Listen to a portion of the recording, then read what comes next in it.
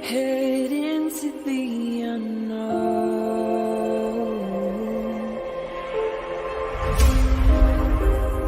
down the rabbit hole,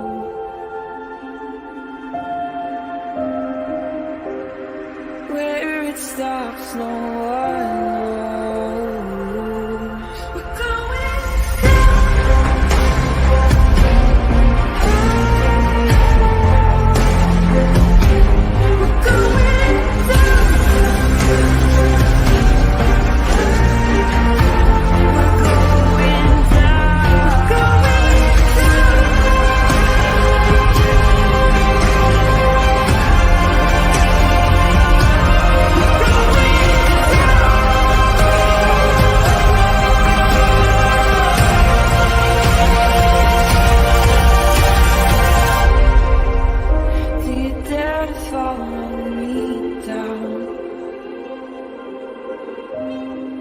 head into the unknown.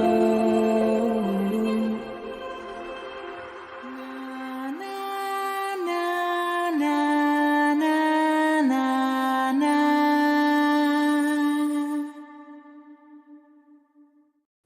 Well, hello everybody, and welcome back. Happy Tuesday afternoon / evening. And welcome back to Criminality. I know some of you guys were just here. Some of you guys are joining me for the first time today. So this is going to be a bit of a shorter live. There's just some stuff that happened at the end of last week and then over the last couple of days that I wanted to talk about with you guys when it came to the Delphi case.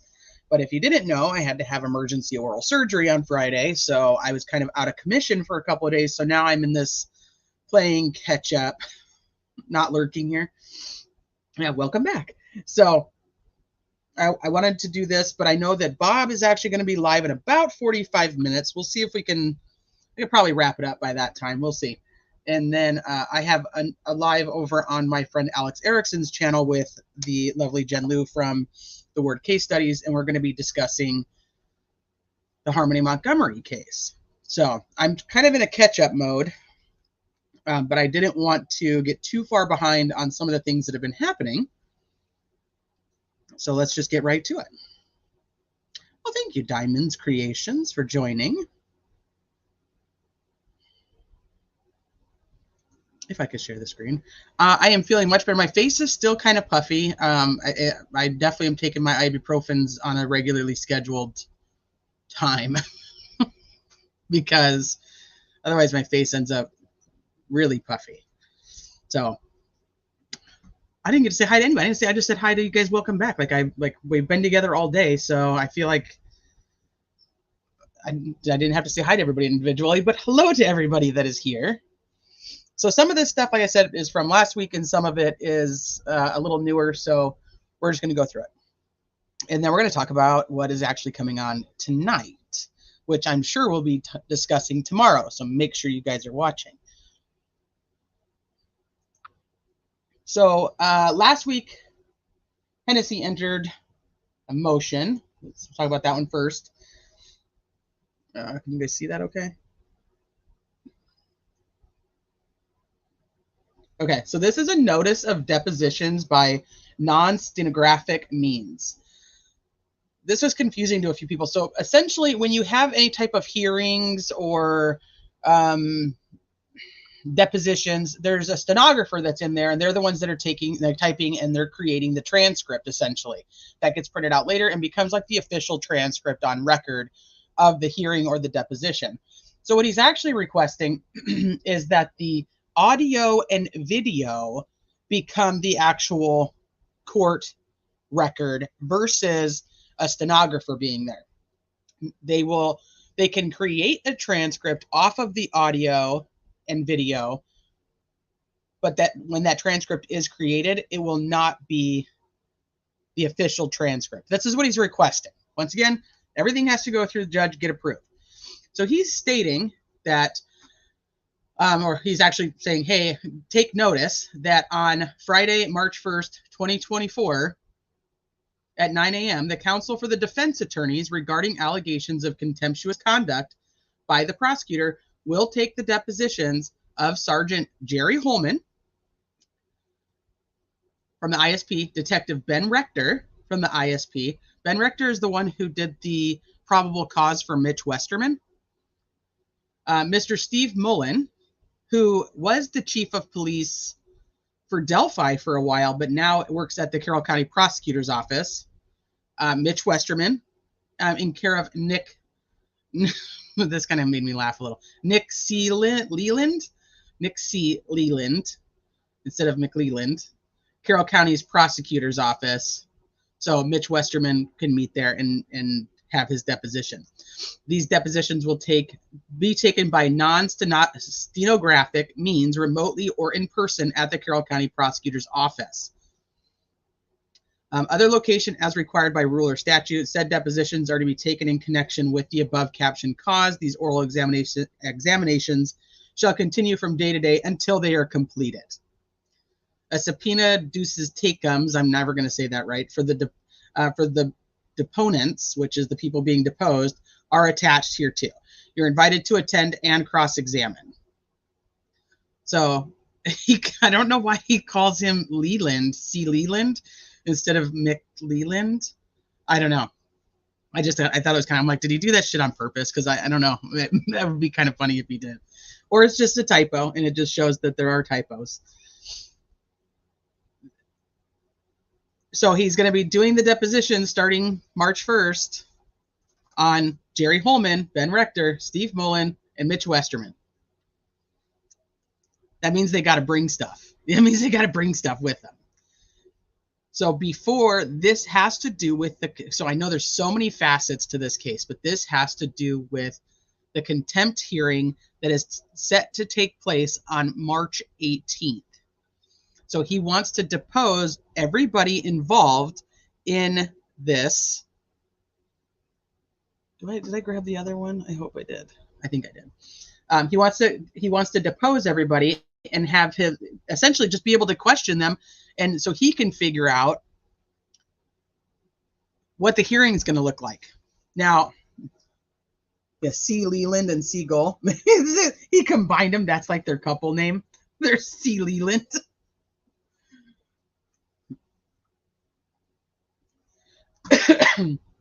Yeah, I actually like that they're not, because I think it was pretty much proven. They went around and did their whole media chain of how they solved the leak and how they investigated a leak and this, that, and the other. Well, they didn't investigate anything. Somebody sent them information, and that's it. But then, in one of the last motions, Nick says that Becky's actually the one who came and told that the pictures were out. That they weren't the first to even tell them. So, I also think that this is a very good opportunity for Hennessy and Baldwin and Rosie to figure out, how did Nick McLeland get a hold of work product, and what exactly did Nick McLeland see when it comes to the conversations between Mitch Westerman and Andrew Baldwin. Hi, NordCal. Yes, Kevin not only got photos, his interview with Mitch taken last February is sus as hell. Yeah, he jaded. So I think this is going to be this could end up being very interesting depending on what's happening. But just my thought process is that he is absolutely going to be trying to figure out, what did Nick McLeland see, and did he actually see work product? And I mean, look at all the people that he's talking to. The investigator, the one that was very first told about the leak, the one who writes the probable cause affidavit, Steve Mullen, who works for Nick McLeland, and the leaker himself, Mitch Westerman, who was having the conversations with Baldwin. So he can find out exactly what those conversations were, and then he can ask these guys, hey, what did you know about this? How did you hear, and who did you tell? Yeah, content creator shared the info with Becky. Absolutely. Hey, Freckled Joy, good to see you. Where to kept me in the queue for the live? Oh. That's weird. Hi, Mother of Dragons. So just something for us to keep in mind about what is coming up in the future. And then So that will cover, give me a second, I have to cough. That will cover the part of the contempt that they're referring to about the leaked discovery, right? Now, this next motion is a follow-up. So I believe it was back in August. I'd have to go back and find the original, but I'm almost positive it's August 8th. They had requested the transcript from the June hearing. The June hearing is when it was actually supposed to be, like they were supposed to be talking about the motion to quash, but they ended up talking about the motion to transfer. And they had the warden come in, and they had, I think there was a guard there. My memory might not be serving me correctly, but if one of you guys remember, like, just go ahead and put it in chat. But that's when they had like the warden come in and say like he's treated better than everybody else, and and there's nobody being mean to him. And it was after the pictures where like he looks like he's like slobbering all over his shirt that some people think was like done on purpose and just for the picture. This was the hearing that they are accused of lying, of putting things in their motion about what was happening at the prison, at Westville Prison, and accused of lying. When we went to the Supreme Court, even Justice Rush made the comment of so the statement was some of it was not true. And she said, that means that some of it is true, and that's a problem. So they requested the transcript for that hearing back in August. It is another one of the motions that has just been sitting there. Nobody's doing anything with it. She hasn't ruled on it, hasn't done anything.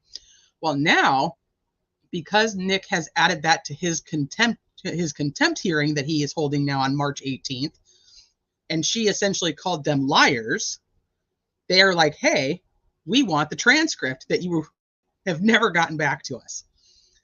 So comes now the defendant, Richard M. Allen, by public defender Bradley A. Rosie, and pursuant to this code and this rule of the Indiana Rules of Trial Procedures, files his amended, I'm not going to say this one right either, Precipe 4 transcript on the above captioned matter.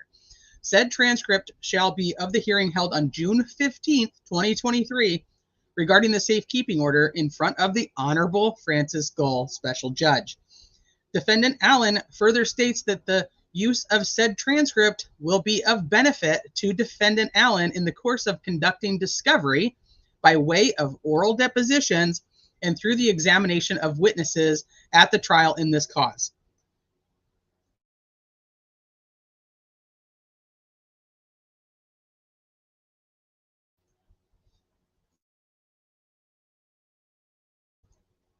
Yeah, I can't stop coughing. So here you get the transcript of the hearing where she essentially calls them liars. And let's see what ends up being true and what ends up not being true. What do we put in here? Press 1 if you think mistrial occurs. I keep going back to the filing by Osbrook where he said, like, let Richard Allen go or leave his attorneys alone. And I'm thinking like that's what I believe they're getting ready to come down to, because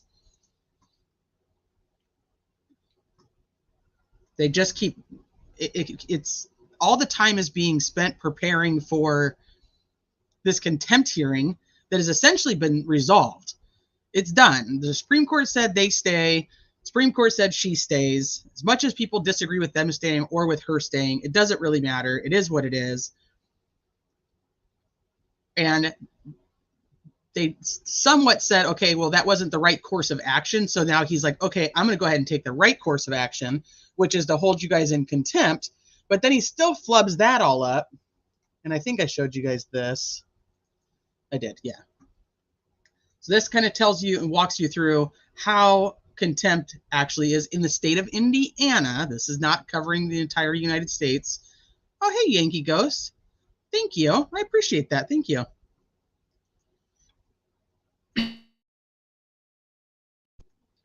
So they have to file either a criminal contempt or a civil contempt. Nikki doesn't do that. Nikki just files contempt. And then it's kind of left open for interpretation.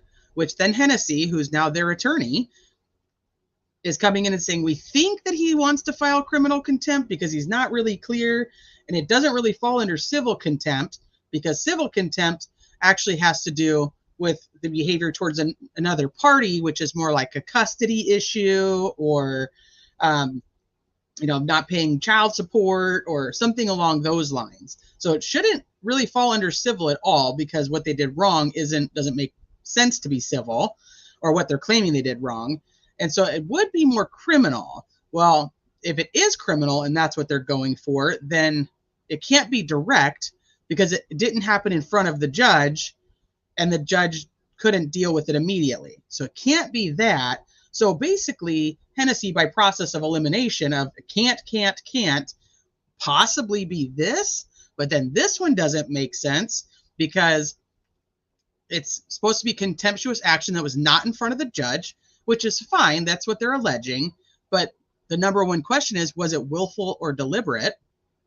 And if the answer is no, which I think is pretty much what they're stating, is none of it was deliberate. They didn't go in there and take pictures and send them out. They're not the ones who did that. If he accidentally hits send on an email to Brandon Woodhouse versus Brad Rosie, that's not willful or deliberate. That's accidental. So still nothing happens. So let's just say maybe Nick McLeland does think that it's willful and deliberate. So we go over here. Yes, it was. Now, wait, well, that can't be the case, because it requires him to file it under a different case number, not under Richard Allen's. It also requires a different judge, and it also requires probable cause by the state.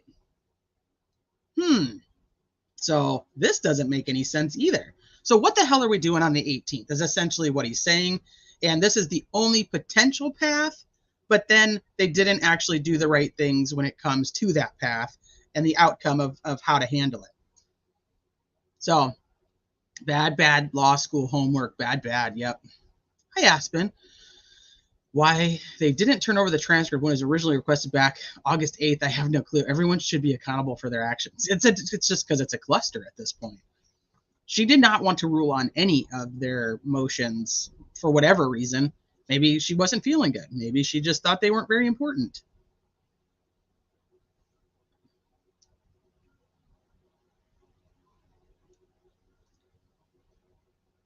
Holman has the answers. Leak, July 2022. Leak, February 2023. The Purdue report. Be honest, Jerry. I think that Jerry Holman has a lot of answers. Somebody should do like a deep dive into Jerry Holman and who all he's contacted and who all has information that they not necessarily shouldn't, but probably shouldn't. Okay, so anyway, so we're talking about the contempt hearing. And so they're going to go and get all the depositions for the contempt hearing. They're requesting the transcripts from the June hearing where they're calling them liars, and they're setting it up so that they can show, hey, you guys, like, this is just, it's almost contemptuous, the amount of fighting they would rather do with the other attorney, with the defense attorneys, versus actually putting together and preparing for a trial. And then they wonder why we all go, I don't think Nick McLeland's ready for trial. Because I don't think he is. Everything he does points to the fact that he is not prepared. Hey, Dean. It's really obvious the Supreme Court needs to have all eyes and ears on this, and the FBI needs to be highly involved. I asked Lone Pony. That's funny. My ADD brain loves your diagrams. I asked Bob if he thought that the Supreme Court justices were paying attention, and he kind of like laughed at me like, a fucking course they are. Does anyone in Delphi actually know what they're doing? There is a special prosecutor on the case now, so we'll see. Okay. So then Nikki decides that he is going to, did I pull that one? Maybe I didn't pull that one up. That's the one I was missing. I knew I was missing one. So Nick decides that he is going to ask for discovery. I think we may have actually talked about it on the last live. He's going to ask for the defense's discovery. What he's asking for is the defense's discovery regarding the contempt hearing on the 18th. This is not the trial discovery, but he's saying we gave over, the prosecutors have given their list of all the witnesses they plan to call for the 18th.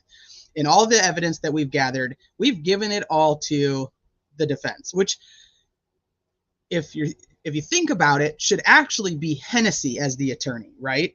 But the way that it's filed, because it's filed under Richard Allen, it makes Brad and Andy the attorney, and it makes Richard Allen the contemptor. Does that make sense? This is why it should be filed under a different action. But so the attorney they're asking for discovery from should be Hennessy. So he's saying, hey, we've given up our witness list, we've given up our evidence, and we want them to give us their discovery too. What do they know about the leak that we don't know? And that's the document I forgot to pull up, but I think we actually talked about it last week. So now today comes the response of Baldwin and Rosie on the accused response to state's motion to compel discovery. This is so stupid, Kale. I know. It's such a waste of time. It's such a waste to get on with the damn case. And then people are like, well, why don't the defense attorneys file for a speedy trial if they want to get on with the case? It's like, they can't because they're too busy having to deal with this shit. So we'll never know if they were actually going to go ahead and file for a speedy trial, because now they've been bombarded with contempt hearings and motions, and now they have to do other depositions and all this other shit. And so it's just another delay tactic, in my opinion. Hi, BGOG. Okay, real question. Do we think Gold grants this motion? Which one? This one right here? I cannot read that woman to save my life. I have no flipping idea what she's going to do. If I read it right, they gave discovery to the new attorneys BNR still hadn't received. That's trial discovery. So that's why it's going to get confusing, and why it should be filed under its own, where it should be filed under its own case, where Baldwin and Rosie would end up being the defendants. Because now when we talk about things like discovery, it gets very confusing, because we're not talking about discovery for the trial. We're talking about discovery regarding the contemptuous actions that they're going to be hearing on March 18th. See how it gets super confusing? And then when you talk about defendants, which defendants? Because if you're looking at Richard Allen's case, there is no defendant of Baldwin, Rose, and Rosie. The only defendant is Richard Allen. Yeah, the families have waited 7 years for justice. Like, come on. How are you not ready to go to trial at this point? So it just gets very confusing, and that's why I believe it should have been separated. It wouldn't be confusing, then you'd know exactly who your defendants are. So it comes down to the accused Richard Allen, by and through counsel, Andrew Baldwin and Brad Rosie, and files his response to the state's motion to compel discovery.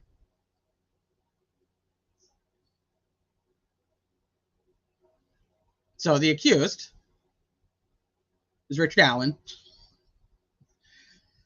Should be a separate case. Yes. On January 27th of 2024, the state of Indiana filed a pleading entitled State's Motion to Compel Discovery, requesting until February 26, 2024 for a response. Okay, so this is about the trial discovery. Okay, I got to get my shit together. Hold on. Okay, so State's Motion to Compel Discovery, requesting until February 26, 20. Did they talk about both? Because I'm almost positive they talk about both in here.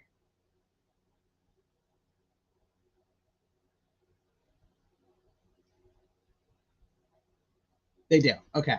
All right. So let's just go through it, and we'll break it down to which ones. Different defendants, all different defendants. So this is about, on January 27, 2024, the state of Indiana filed a pleading entitled State's Motion to Compel Discovery. Let me just pull this up real quick.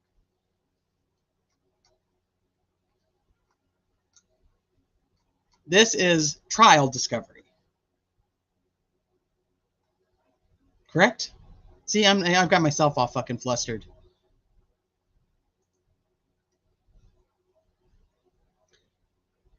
Requesting until February 26, 2024 for a response. On February 8th of 2024, the court ordered defendant to respond to the state's motion to compel discovery on or before February 21st, 2024, or provide the discovery requested. The defense attorneys on this matter were reinstated on January 18th. 12 days later, January 30th, the defense received the bulk of the discovery in the form of multiple hard drives. This is trial discovery. So I apologize. I don't know which one of you guys I said it wasn't. It is. You're right. I was wrong. This part of it. In addition, between January 29th and January 31st, the defense received 6 separate e-discovery emails from the state, all of which contained volumes of audio, video, reports, transcripts, and other docs.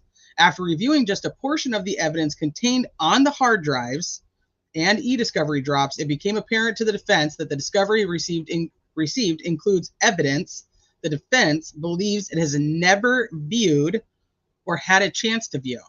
Perhaps between September 2023 and January 18th, 2024, the state of Indiana provided this evidence to counsel that replaced attorneys Rosie and Baldwin. So we talked about this a little bit because remember the discovery deadline was November 1st for the trial discovery. And they were essentially removed from the case or withdrawn, whatever way you want to look at it. They were told to stop working on it on October 12th, removed October 19th, and officially removed October 31st. So in that time frame where the new attorneys have taken over as of, what was it, October, I think it was like 22nd, did they give them this discovery? Because remember, he says he gave it all to the defense team. He just doesn't clarify which defense team.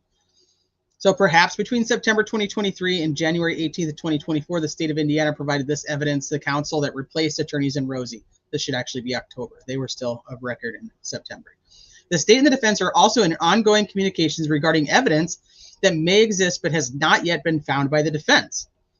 So things that they know they should have that they still don't have. They're trying to get. Regardless, the defense is reviewing the discovery as quickly and efficiently as possible, often late into the night, to determine what discovery exists on the hard drives that was already known to the defense on October 12, 2023, versus new discovery that the defense does not believe it has ever viewed. And evidence that the defense believes exists, it cannot locate in the discovery provided.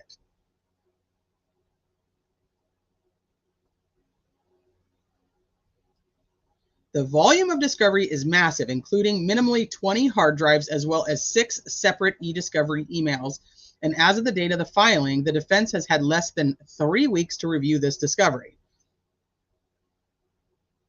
In terms of the state's request for the defense to provide a witness and exhibit list, the defense would seek an extension of time to file its preliminary witness and exhibit list until Monday, March 25th, 2024.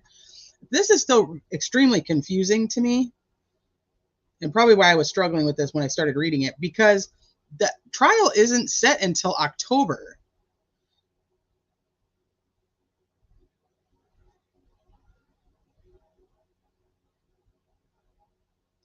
There's typically like a gap in time that they have to, where they have to, like, what do you call it? Like a deadline before trial that everything has to be turned over to the other party. And it's not normally that far in advance. And maybe it's because she'd already set the one for the prosecution to have to turn it over that they feel like they should have the same amount of time. No, Nick's never tried a murder case. He knows a lot of drug cases, though. He can do that pretty well. So I'm just even confused on, when we very first read his motion to compel this discovery, the trial discovery, it didn't make sense that he wanted it in March anyway. The only reason I can think of is because they're like, wait, if the trial's not till October, that means the defense has all these months to go through all of our discovery when we wouldn't have given it to them had we known, or something. You know what I mean? Like there should be, maybe like we should have the same amount of time. We should be entitled to the same amount of time to go through all their stuff.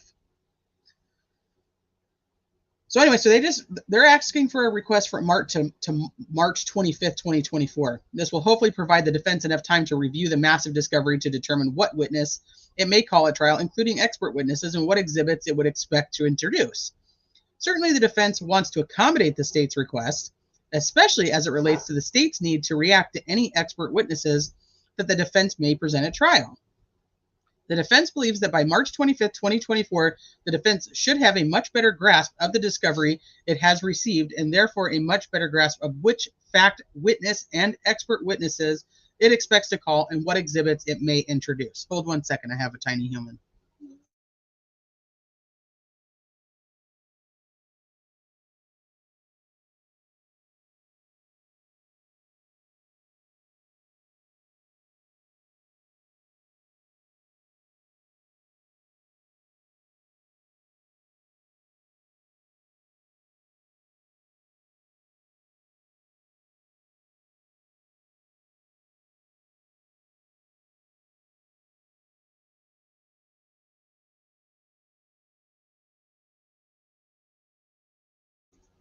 Okay, sorry about that. To show evidence of good faith, the defense has already provided the state of Indiana with the names of certain expert witnesses and other witnesses that the defense currently plans on calling at the trial. This information was provided to the state of Indiana on or about February 14th of 2024. So essentially, which ones the experts and the witnesses, they already know they're going to call based on what they already had reviewed prior. Now they're going to do, they already gave that over to the state. So just not a finalized list. This information, okay, I already read that. In its motion, the state of Indiana also requested that the defense provide the state of Indiana in advance notice of any exhibits concerning which the defense intends to question the deponents, which is the depositions, the people with depositions. The defense does not believe this request is legally sustainable, as no local or trial rule mandates that either side is required to turn over exhibits before depositions. So this is why I was thinking that it has to do with the depositions that they're asking for on March 1st. But I do know that they did say in one of the motions back in September that they were not done with depositions for the trial.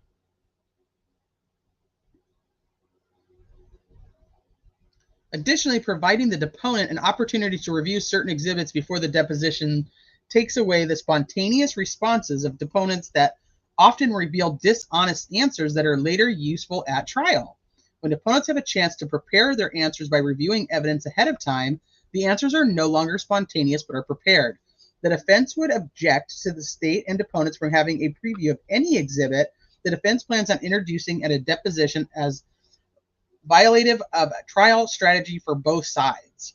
So essentially, don't ask, because we're not going to give it to you because we're not done with our depositions. And we don't want the people like a Holman that we're going to be deposing to know exactly what questions we're going to be asking him. Hi, Nancy. So there you go. Okay, so this one is trial discovery. Gosh, see? It'd be so much easier if they actually had separated it like they should have.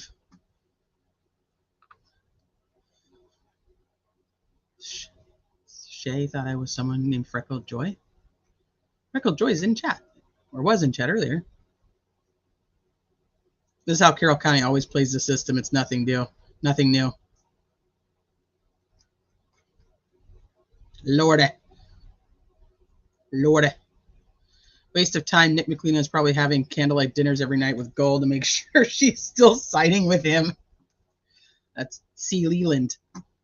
That's their couple name now, C. Leland. Okay, so that's kind of where we're at with this, but I think it's interesting down here. He's like, another thing, I don't think it's legal for you to be asking us for this stuff. Kind of calling out Nikki, like, what are you doing? Yeah, never had to play by the rules, so now they're like, what do we do? What do we do? All right, so any questions on any of that? I think we've caught up. Let me just double check this, and then we'll go to where the heck did I put it? There it is. Okay.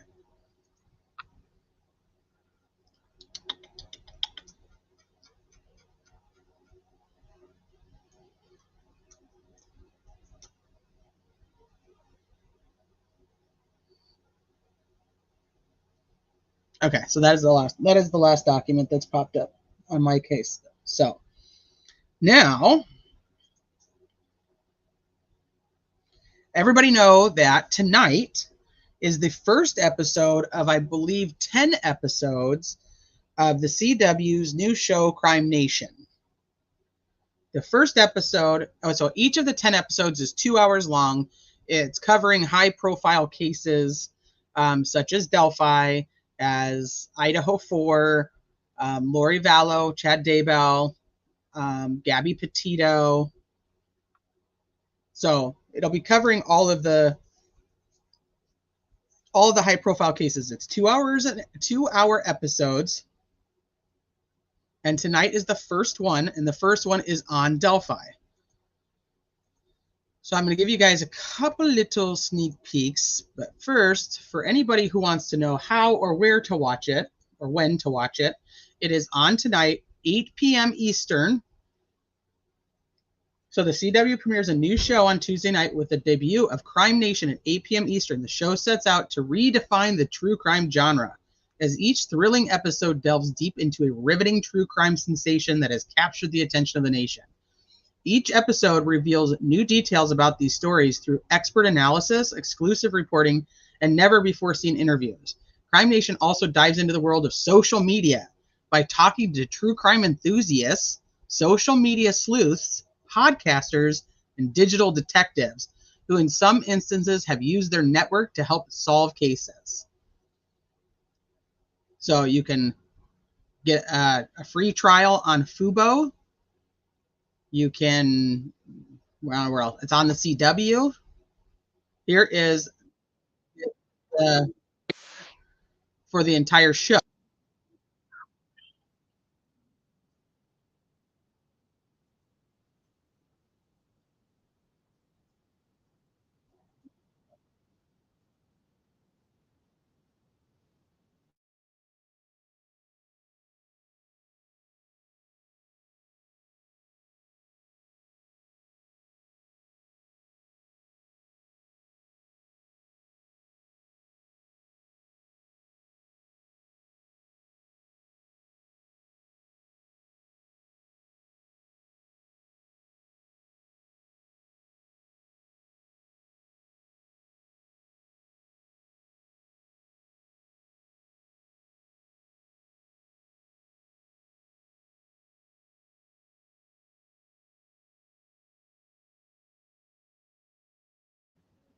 You guys don't have any sound? Are you serious? I just played that whole thing and you couldn't hear it?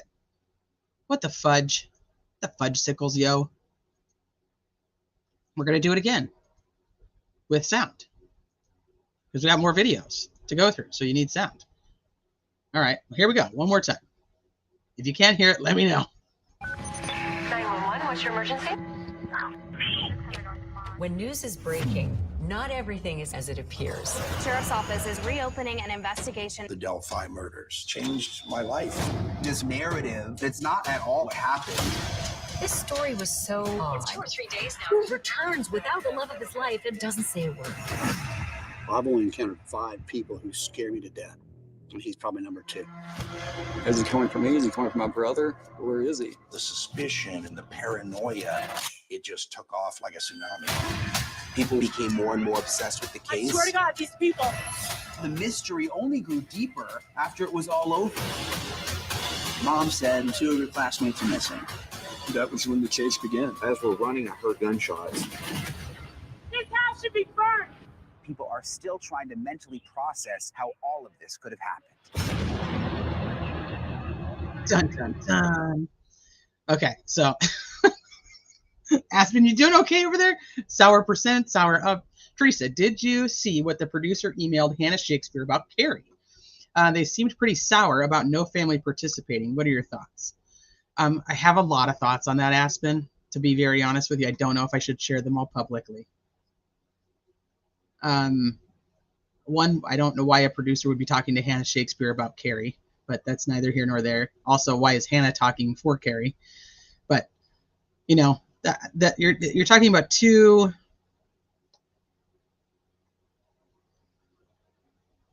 very different sides of a coin, and they're not going to get along. So I think I'll probably leave it at that. And it's like it's the same as the rest of social media. You have to remember that Hannah Shakespeare has her own documentary that she did, and I believe has more that she's working on. So they're not going to be on the same side of the coin here. Okay, so dun, dun, dun, dun, dun, dun, dun. That was that one. And then I still got more clips for you. Hold on. We're not done. Okay, so Delphi. Let's go. We'll talk about, so the episode tonight is Delphi. And we know a few of the people that are going to be in it. Sorry, but they couldn't get that.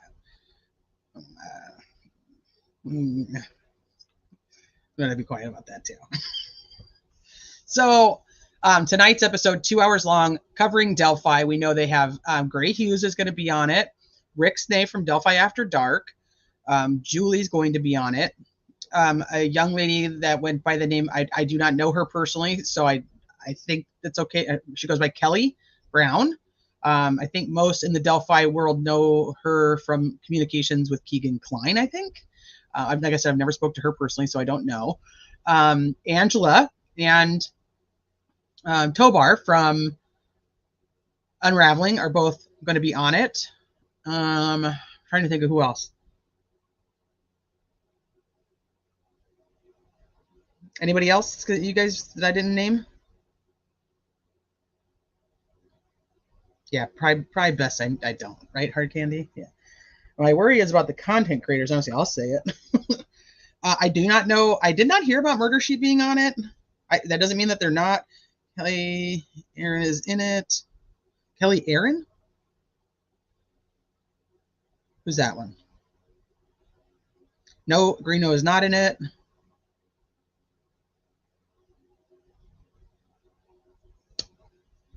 Oh, did he? I didn't hear that. Can you see, Deb? Send me the link. Yeah, 2 from the Unraveling. They are not in it. Who's they?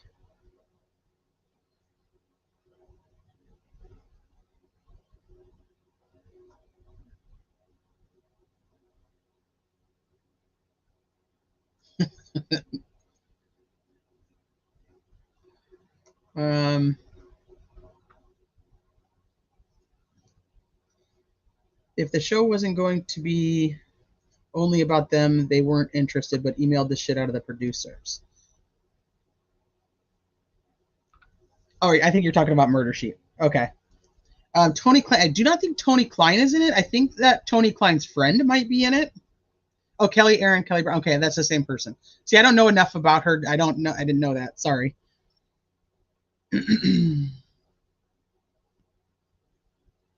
I don't think that Tony's actually in it, though. I think Tony's friend is in it.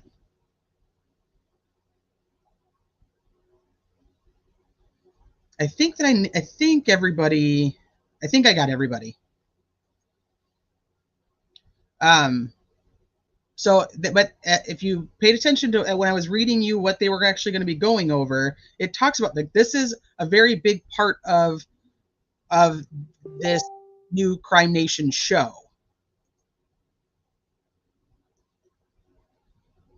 Thank you, CW. They're looking to get the opinions of internet sleuths. Yeah, they're working on. Yeah, I think they're working on their own thing. I agree with you, and along with some other people.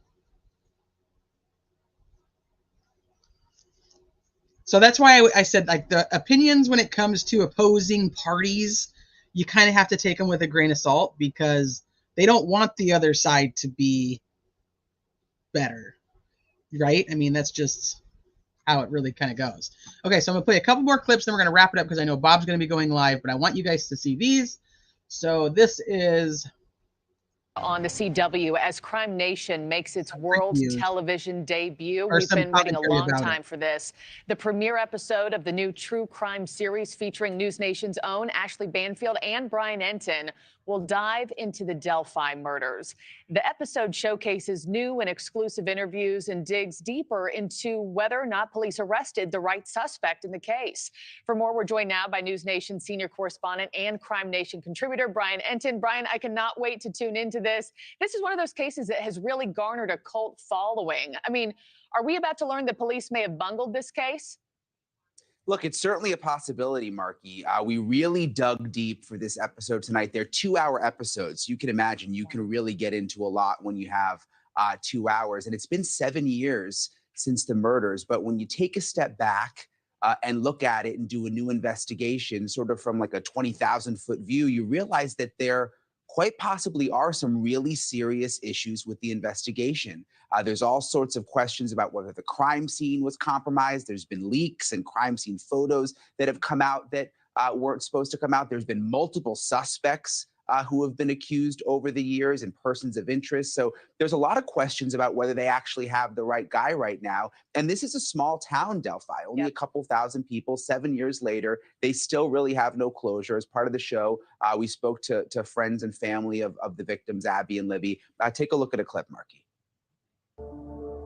I do regret not going with them, yes.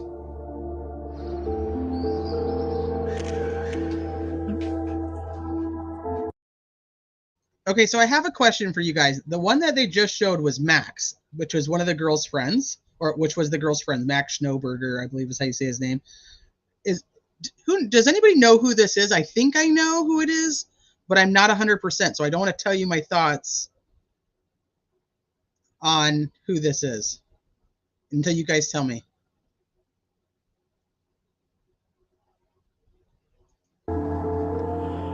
This is the picture that was used in one of the first news releases. It's Libby. She looks full of life. Oh, this is kind of hard. Hard? Why is this hard? I don't know, it's different. Holding it in my hand and looking at it, this actual picture than through a phone or a screen. That's why I was okay. Like, I'm 20 now. I thought I was okay with all this.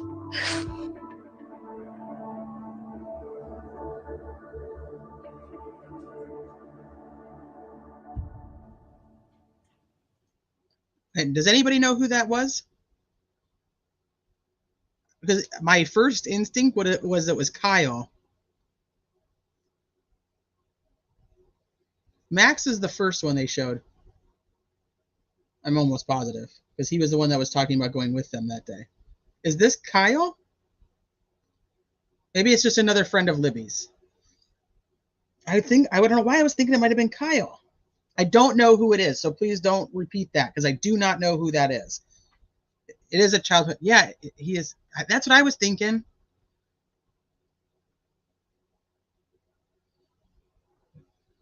They're all grown up now. I know. So the other one they just showed right at the beginning, this is Max. I'm 99.9% positive this is Max. They only show him for like a split second.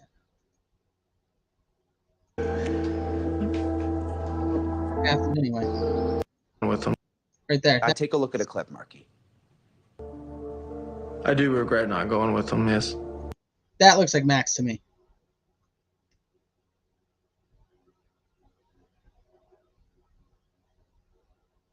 This one I think is Kyle, but I do not know for sure. That's what I was hoping one of you guys knew. I'm 20 now. I thought I was okay with all this.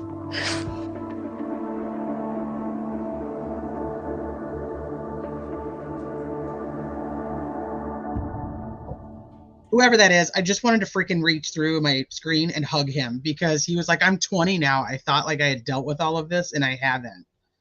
Kyle Smith, he was one of the very first ones to post the photos of the bridge from Snapchat, and he posted that they were out looking for him, or out looking for the girls. So I don't know. That's why I was wondering. Ron Logan's ex is who in the show linked to her interview with R&M. Oh, that's right. They did interview her. They talk about that. Hold on. They don't talk about the interview with R&M, but they say it's like her first interview, but it's not necessarily. It's just her first mainstream interview. Oh, that's not Kyle? Okay. I don't know who it is, but I'm going to play the rest of it. Wow. Brian, yeah, it really is. It's really raw. Yeah, it's still so raw for the friends and family there. And I'm excited for tonight. We were able to break new ground, new exclusive interviews, and I think a look at the case in a way that people really haven't seen before. Yeah, and I still, stand by the fact the Down the Hill podcast is still the most well-done podcast about this case I've ever listened to. So many chilling details. Brian, I also want to play a different clip from tonight's episode and then get your take on the other side. Take a look. Police were giving out so little information in the early days, and the big question everyone had was, who did this? Was it someone passing through? Is it someone who knew the girls? A lot of people are scared. People are watching their backs, locking their houses when they maybe didn't used to. It's horrifying, and it's not the Indiana that I know. This person got to be caught. Police weren't releasing a lot of information, but behind the scenes, the manhunt was definitely on.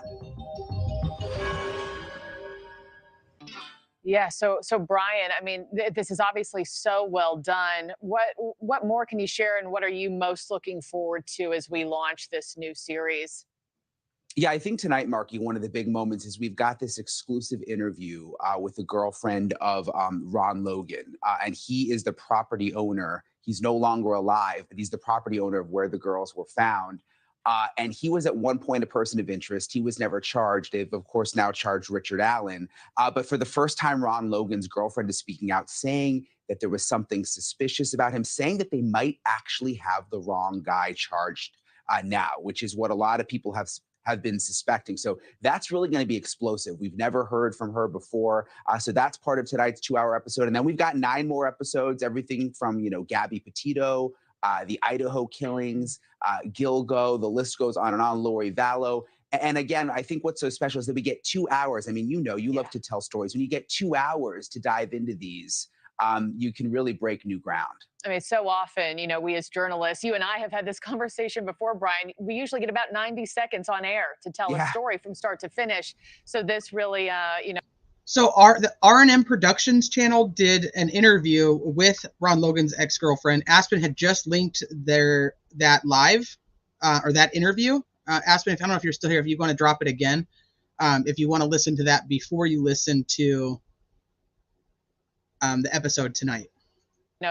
Does it justice, and those families deserve justice and more answers. Brian, we can't wait to watch. Thank you so much. Thanks for watching. Okay, so one more, and then we're going to wrap it up. Everybody's favorite journalist, Ashley Banfield. Last week marked 7 years since 13-year-old Abigail Williams and 14-year-old Liberty German were murdered on a hiking trail in Delphi, Indiana. Abby would be 20 years old today, and Libby would be 21. And their friends and families have never been the same. Neither has the community where they were killed. The police spent more than 5 years searching for a suspect, the case seemingly growing colder and colder by the day. And that's despite video evidence captured on one of the girls' cell phones, a man's voice giving the girls stern order.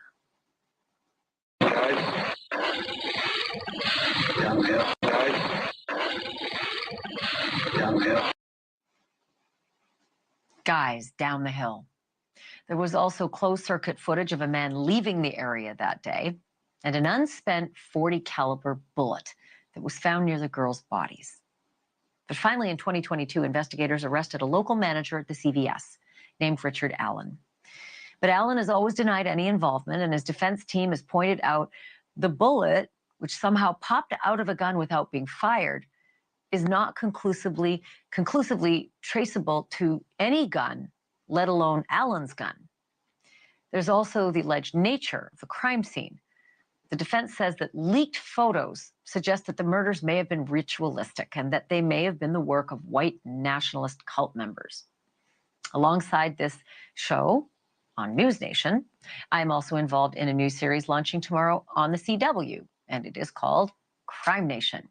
And Crime Nation is taking a deep dive into this case and asking some hard questions tomorrow, like, was the crime scene compromised? Did a small town police force with little homicide experience mishandle the evidence in the case? Could Richard Allen be innocent? Here's a sneak peek of an exclusive interview that may cast some doubt on whether police actually do have the right man behind bars. It wasn't long before the police started to really zero in on one person of interest, among others, the man who owned the land where those girls' bodies were found, 77-year-old Ron Logan. Ron Logan generally met the description of the man that was seen in the picture, potentially the bridge guy. And there are reports that he has been violent towards women in the past. When I seen the picture of the bridge guy, I knew for certain that it was Ron Logan. That was his figure that I seen. My name is Connie Dillman.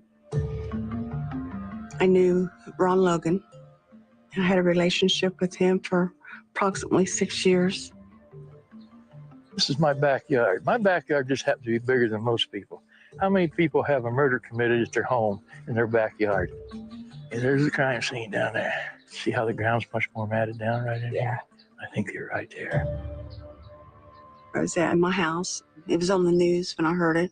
The very day that I heard that Abby and Libby were murdered on his property, and I said, oh my God, he finally killed somebody. And I knew that he killed Abby and Libby. I knew he's capable of doing something like that. Ron Logan died in January of last year without having ever been named a suspect. Richard Allen's trial is now due to start in October. So be sure to tune into the rest of the premiere episode of Crime Nation. It's tomorrow at 8. I'm almost positive if I go back, that interview because he did a couple interviews back to back, and I'm almost positive that one was done the 15th.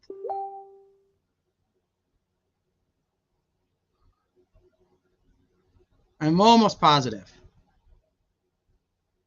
If not, it was the 16th. It was right away. And that is the crime. That's the secured, unsecured, then resecured crime scene. Absolutely.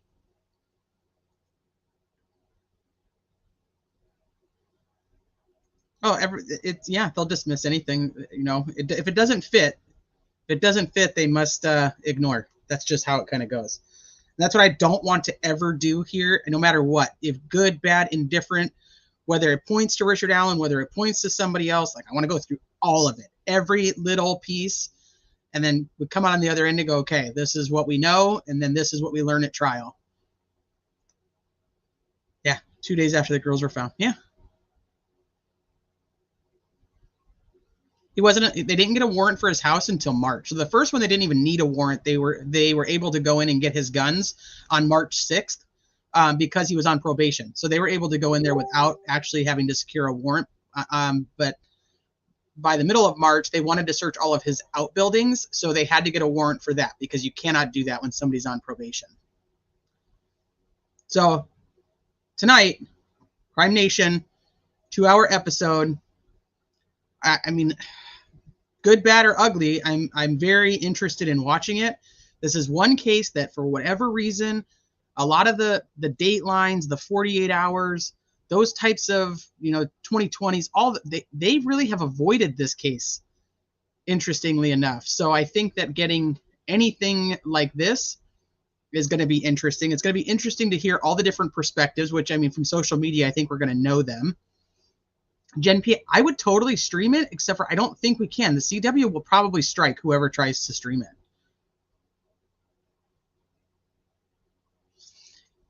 It's going to be interesting, but Ron Logan was not involved with this crime. Even Rosie Baldwin chose not to pursue that avenue. That tells me they have conclusive evidence he wasn't involved. I agree with you. I think that there's something to Ron Logan, and I understand why everybody looked at him very suspiciously, but if there was something, I think he was one of their main suspects. If they could have got it, they would have got it. That's where I land with it. And not to say that there's not something fishy about the guy, because I'm not going to say there's not something fishy about him and then the timing of everything, but I don't think we're looking at him. Oh, yeah, well, of course. But yeah, but it wasn't. We've already proven that when we went through all the Ron Logan stuff. The crime scene was not secure. It had crime scene tape up around it. That's all it did. You can watch it on anywhere that the CW is streamed. You should be able to watch it. I think it said Fubo does CW. You have cable, it's just on CW. I don't know who else does CW. I think it's a free channel anyway.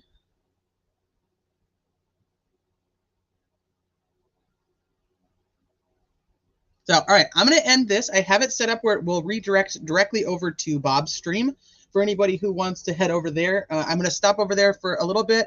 In about an hour, I'm going to be on Alex Erickson's channel with Allie and Jen Liu discussing the Harmony Montgomery case. If one of my mods could drop Allie's link, I would appreciate it. So I'm going to be over there in about an hour. It's a fun-filled, packed day on YouTube. So, but I am going to stop over at Bob's first, make sure I say my hellos and listen to his expertise. And then, like I said, I'll be over on Alex Erickson's if you guys want to come and hang out and talk about Harmony Montgomery's trial. Thank you guys for being here. Thank you guys for being here earlier. Thank you guys for being here again. I appreciate you guys so very much. I know that you guys have 1,000 other places that you could be, and you choose to spend your time here hanging out with me. I honestly can't thank you enough. I will be live tomorrow to definitely talk about the documentary and anything new that pops up with Delphi.